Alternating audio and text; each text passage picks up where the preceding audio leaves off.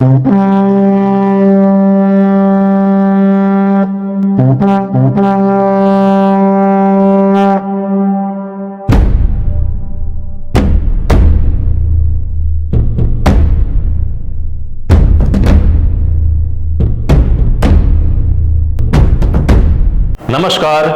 आजाद सिपाही के विशेष में आपका स्वागत है। मैं हूं राकेश सिंह। आखिर क्यों आजसू को खारिज कर दिया वोटरों ने? क्या सबक लिया सुदेश महतो ने? वैकल्पिक राजनीति का पर्याय माने जाने वाली आजसू का क्या अस्तित्व खतरे में है? अति आत्मविश्वास और लगातार रणनीतिक चूक से भी सबक नहीं लिया पार्टी ने। सामूहिक निर्णय पर विश्वास नहीं करती पार्टी, इसलिए चुकाना पड़ा बड़ा खामियाजा। झारखंड की सियासी गाड़ी में इन दिनों विधानसभा चुनाव के परिणाम की समीक्षा का जोर है, खासकर एनडीए खेमा, जिसमें भाजपा और आजसू प्रमुख हैं, चुनावी हार की समीक्षा में जुटे हैं। इस चुनाव ने आजसू पार्टी को सियासी नक्शे से लगभग गायब कर दिया है और कभी झारखंड में वैकल्पिक राजनीति का पर्याय मानी गई इस पार्टी के सभी बड़े सुरमा चुनावी रणनीति में फेल हो गए। उसे केवल एक सीट ही मिली। यह उसका अब तक का सबसे खराब प्रदर्शन है। खास बात यह है कि आजसू पार्टी के सुप्रीमो सुदेश महतो को भी बुरी तरह चुनाव में पराजित होना पड़ा है। इस चुनाव में सुदेश महतो को करीब 49,000 वोट मिले हैं। इतनी कम संख्या में मतदाताओं का सुदेश महतो के प्रति विश्वास जताना अति चिंता का विषय है। सुदेश महतो ही क्यों, सांसद चंद्र प्रकाश चौधरी से लेकर डॉक्टर लंबोदर महतो सहित आजसू पार्टी के तमाम नेताओं को यह समझ में नहीं आ रहा कि आखिर पार्टी को इतनी बुरी तरह हार का सामना क्यों करना पड़ा। सुदेश महतो को अलग और गंभीर किस्म का राजनीतिज्ञ माना जाता है, लेकिन इस चुनाव परिणाम ने साबित कर दिया है कि खुद सुदेश ने और आजसू पार्टी ने जमीन से कटने की कीमत चुकाई है। यह भी सच है कि हाल के दिनों में सुदेश महतो उन सभी लोगों से एक तरह से कट गए हैं जिन्होंने कभी सुदेश महतो के राजनीतिक उत्थान में किसी न किसी रूप में महत्वपूर्ण भूमिका निभाई थी। उसकी फेहरिस्त काफी लंबी है। जिस दिल्ली को कभी सुदेश महतो का अभेद किला कहा जाता था और यहां से खड़े होने वाले प्रत्याशियों को दूसरे तीसरे स्थान के लिए संघर्ष करने की बात कही जाती थी, आज वह किला साल दर साल खोखला होता जा रहा है।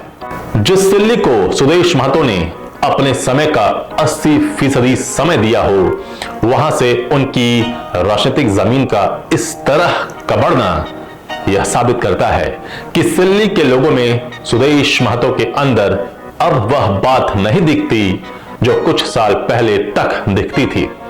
वहां से सुदेश महतो की हार ने यह सवाल खड़ा कर दिया है कि या तो सुदेश महतो वहां की जनता की आकांक्षाओं पर खरा नहीं उतर पा रहे हैं या जनता उनसे ऊबती जा रही है। चुनाव परिणाम की समीक्षा के दौरान आजसू पार्टी के कई नेताओं ने रणनीतिक चूक और सामूहिक निर्णय के अभाव की बात को कहा। ऐसे पार्टी नेतृत्व के खिलाफ पहली आवाज पश्चिमी सिंहभूम के जिला अध्यक्ष प्रवीण कुमार ने 1 नवंबर को ही फेसबुक पर एक पोस्ट डालकर उठाई थी। पार्टी नेताओं का मानना है कि दरअसल आजसू पार्टी की कमजोरी पार्टी को ऐसे लोगों का निर्देश देना है जिनका राजनीति से कोई लेना देना है ही नहीं। पार्टी ने झारखंड के 2.5 दशक के इतिहास में कामयाबी की कई कहानियां लिखी तो हैं, लेकिन अपना एक ठोस जनाधार अब तक नहीं बनाया है। दरअसल पार्टी अब व्यक्ति केंद्रित हो गई है और सुदेश महतो ही इसके लिए सब कुछ है। वहां दूसरे की आवाज या सुझाव का कोई मायने मतलब नहीं है। ऐसे में किसी लोकतांत्रिक व्यवस्था में व्यक्ति का महत्वपूर्ण होना न केवल खतरनाक बल्कि कितना आत्मघाती हो सकता है, यह आजसू पार्टी की वर्तमान स्थिति से समझना आसान है। जिस समय तमाड़ के विधायक विकास सिंह मुंडा आजसू पार्टी को छोड़ रहे थे तो उन्होंने मुझसे फोन पर बात की थी। उन्होंने कहा था कि पार्टी में किसी एक व्यक्ति का ही सुना जाता है, दूसरे की बात कोई मायने नहीं रखती। कहा था कि अगर कोई पार्टी हित में कुछ कहना भी चाहे तो उसे न सिर्फ नजरअंदाज बल्कि उस व्यक्ति को ही खारिज कर दिया जाता है। ऐसे में इस पार्टी को छोड़ना ही बेहतर विकल्प है। आज की तारीख में विकास सिंह मुंडा की बात सही साबित हो रही है। उन्होंने जब से पार्टी छोड़ी और झामुमो का दामन थामा, तब से उनका राजनीतिक कद लगातार बढ़ता जा रहा है। आजसू पार्टी के लिए इससे दुखद और आश्चर्यजनक भला और क्या हो सकता है जब रोशन लाल चौधरी जैसे नेता आजसू को छोड़ देते हैं और भाजपा का दामन थाम लेते हैं। भाजपा में शामिल होते ही वह 3 बार की हार से बाहर आ जाते हैं और विधानसभा पहुंच जाते हैं। उमाकांत रजक और योगेंद्र प्रसाद भी उदाहरण हैं। खुद सुदेश महतो अपने गढ़ में तीसरी बार पराजित होकर अब क्या रणनीति अपनाएंगे यह अब तक साफ नहीं है, लेकिन इस चुनाव ने उनके राजनीतिक अवसान की कहानी का प्लॉट जरूर तैयार कर दिया है। अगर सुदेश महतो अब भी नहीं चेते और समय के साथ साथ लोगों की सही पहचान नहीं की तो राजनीति की डगर काफी मुश्किल हो जाएगी। क्या है सुदेश महतो की हार का कारण और क्या हो सकता है भविष्य में पार्टी का हश्र, आइए समझते हैं। झारखंड में संपन्न विधानसभा चुनाव के बाद पसरे सन्नाटे के बीच अब एक बड़ा सवाल रह रहकर गूंज रहा है। यह सवाल है कि अब आजसू पार्टी और खासकर उसके सुप्रीमो सुदेश महतो की रणनीति क्या होगी। इसमें कोई दो राय नहीं कि आजसू पार्टी ने झारखंड की राजनीति को अलग पहचान दी है और यह पार्टी सामाजिक बदलाव के जरिए राजनीति की नई लकीर खींचने की बात करती है। लेकिन चुनाव दर चुनाव इसके प्रदर्शन ने इसकी रणनीति पर सवालिया निशान लगा दिया है। इस विधानसभा चुनाव में एक तरह से आजसू का सुपड़ा साफ हो गया है। अपने 28 दशक के इतिहास में यह उसका सबसे खराब प्रदर्शन है। पार्टी केवल 1 सीट जीत सकी और वह भी महज 231 वोट के मामूली अंतर से। पार्टी सुप्रीमो सुदेश महतो तक अपनी सीट नहीं बचा सके। किसी तरह दिल्ली में वह तीसरे स्थान पर खिसकते खिसकते बच गए। इस चुनाव परिणाम से यह बात साबित हो गई है कि आजसू पार्टी को न केवल अपनी रणनीति पर दोबारा विचार करने की जरूरत है, बल्कि सुदेश महतो को भी अब सियासत में बने रहने के लिए पार्टी में सामूहिक निर्णय पर अमल करना होगा। इसके साथ साथ उसे नई राह भी तलाशनी होगी। उसे उन तमाम कटे हुए सिपह सलारों और शुभ चिंतकों को अपनी तरफ मोड़ने के लिए हठ धर्मिता को त्यागना होगा। 7 चुनावों में सुदेश महतो के प्रदर्शन पर एक नजर। जहां तक सुदेश महतो के प्रदर्शन का सवाल है तो इस बार उन्होंने सबसे खराब प्रदर्शन किया। इस बार वह महज 49,302 वोट ही ला सके हैं। सुदेश महतो पहली बार वर्ष 2000 में चुनाव मैदान में उतरे थे। उस चुनाव में उन्हें कुल 40,322 वोट मिले थे, यानी 44.69% वोट मिले थे। उन्होंने कांग्रेस के कद्दावर नेता केशव महतो कमलेश को हराया था।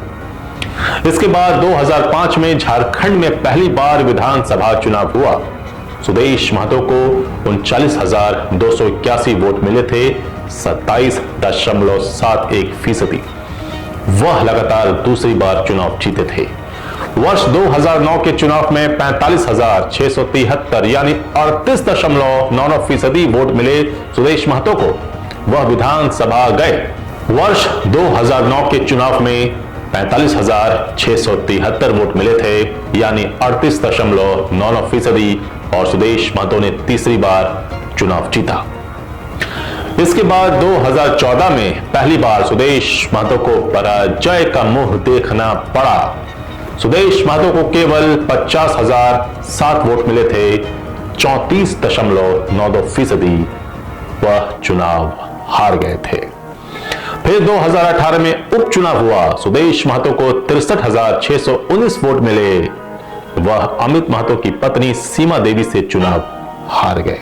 फिर आया 2019, सुदेश महतो को 83,700 वोट मिले, यानी 52.74%, वह विधायक चुने गए।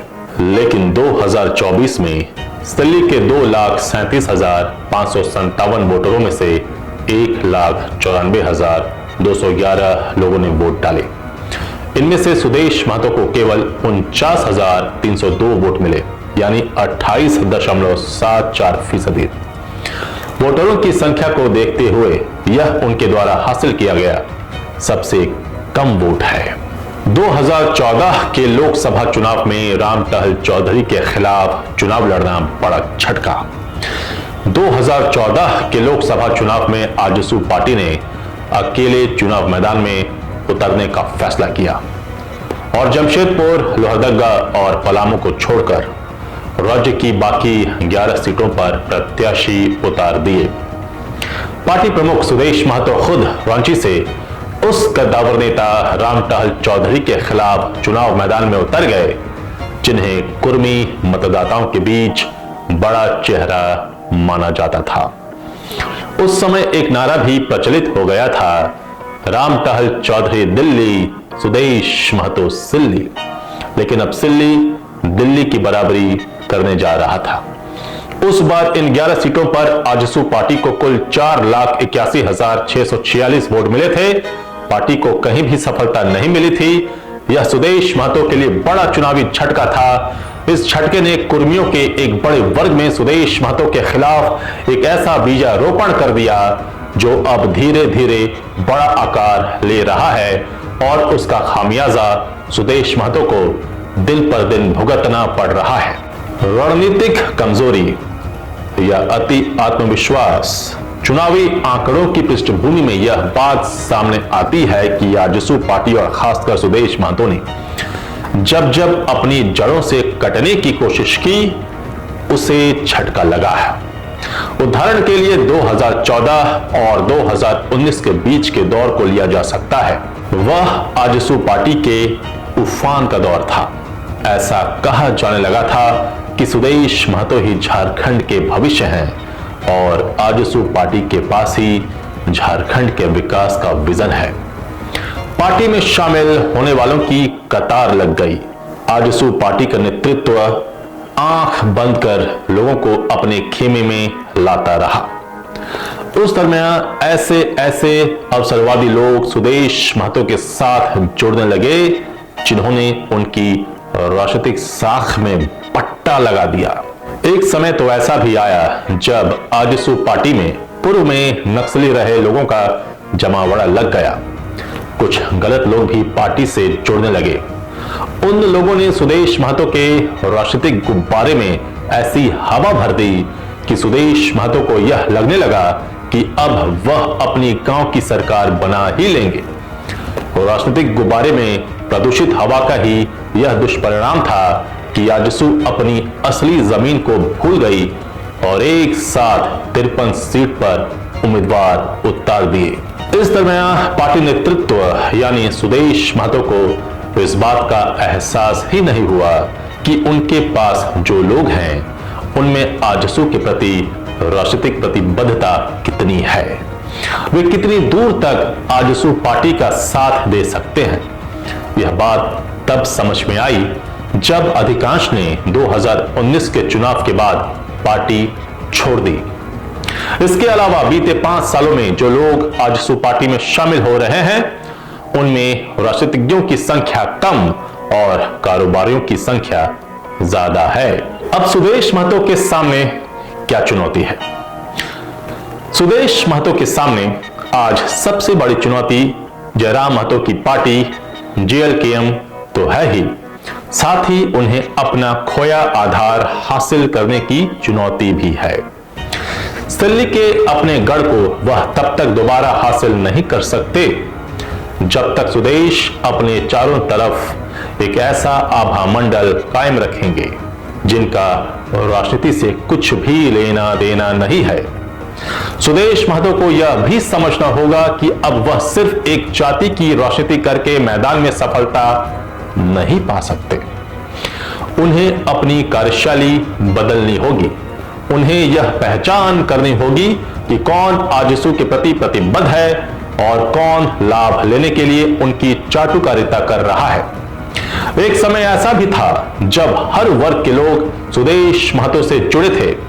वे स्वदेश महतो में झारखंड का हितैषी का चेहरा देखते थे, लेकिन आज उनका यह विश्वास डगमगा गया है, या तो स्वदेश महतो ने ऐसे लोगों से खुद किनारा कर लिया है, या फिर अपमानित महसूस करते हुए ऐसे लोगों ने खुद अलग राह नाप ली या खामोश बैठ गए। फिलहाल उनके पास जो आभा मंडल और चाटुकारों की फौज खड़ी है, वही उन्हें अपने लोगों से काट रही है। यह बात उन्हें समझनी होगी। स्वदेश महतो को झारखंड की राजनीति का कभी डार्क हॉर्स कहा जाता था। उन्होंने झारखंड बनने के बाद से एक कुशल राजनीतिज्ञ के रूप में अपनी अलग पहचान स्थापित भी की है। उन्होंने हमेशा मुद्दों की राजनीति की है और गंभीरता से अपनी पार्टी की रणनीति निर्धारित की है। विधानसभा में भी उनकी बात सभी पक्ष के सदस्य गंभीरता से सुनते रहे हैं। अपने एक एक कार्यकर्ता के साथ कंधे से कंधा मिलाकर खड़ा रहना स्वदेश के विशिष्ट गुणों में कभी शामिल था। उनकी यही कार्यशैली उन्हें दूसरे राजनेताओं से अलग करती थी।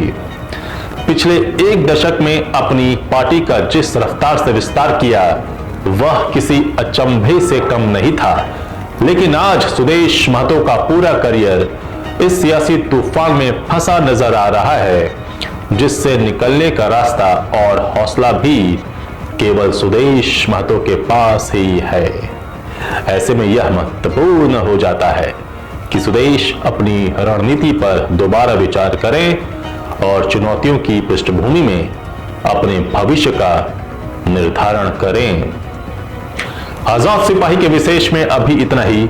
आप हमारे इस YouTube चैनल को जरूर सब्सक्राइब करें और भी अधिक जानकारी के लिए पढ़ते रहिए अपना लोकप्रिय दैनिक अखबार आजाद सिपाही। धन्यवाद।